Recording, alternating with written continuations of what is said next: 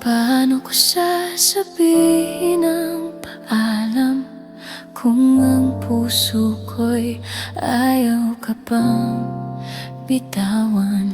Sa boarding house ng kaibigan, doon tayo unang nagkita. Sa tawanan at inuman, nagsimulang simpleng kwento natin. Araw-araw kayong pumupunta, minsan doon na rin natutulog. Hindi ko na malayang puso ko, balay unti-unting nahuhulog, hanggang tinatawag na kitang asawa kahit wala naman tayo.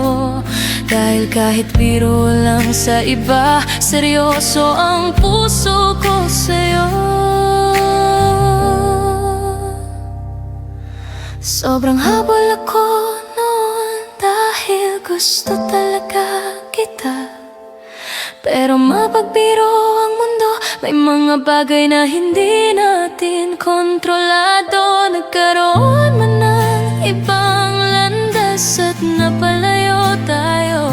May bahagi ng puso ko na hindi kailanman nakalimot sa'yo. Mark Lawrence Escala, ano ko ba sasabihin ng goodbye? Kung sa bawat sandali gusto pa rin kitang makasama.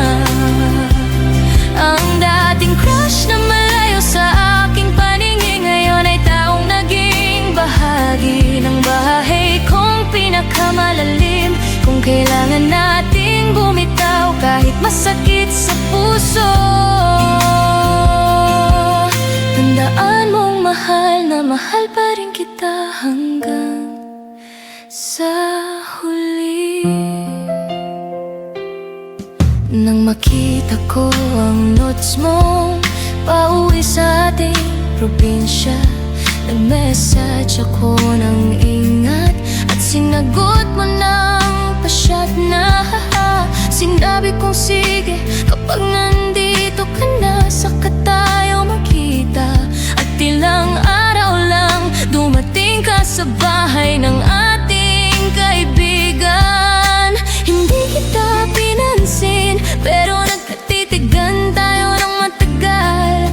Parang matagal tayong nag-miss kahit walang salitang lumabas. Mark Lawrence Escala, paano ko ba sasabihin ang goodbye? Kung sa isang tingin mo bumabalik ang lahat ng alaala. Umuwi ako noon pero ikaw ang laman ng isip ko, hanggang lumuwas ako sa Maynila at nagsimulang mamuhay mag-isa. Sabihin mong I miss you, hindi na kita natis, at binuksan ko ang pinto para sa ating muling paglapit sa kondo kong tahimik. Doon tayo muling nagsimula. Hindi ko akalaing ang crush ko'y makakasama ko ng matagal. Sa bawat araw na magkasama, lalo kitang minahal. Kaya ngayon ang pinakamahirap ay ang araw ng ating paghihiwalay. Mark Lawrence Escala, ano ko ba sasabihin ng goodbye? Kung mahal pa rin kita kahit kailangan nating maghiwalay.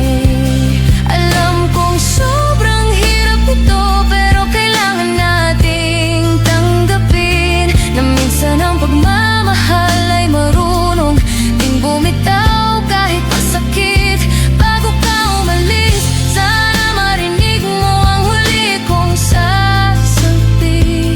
Mahal na mahal kita at salamat sa panahong naging atin.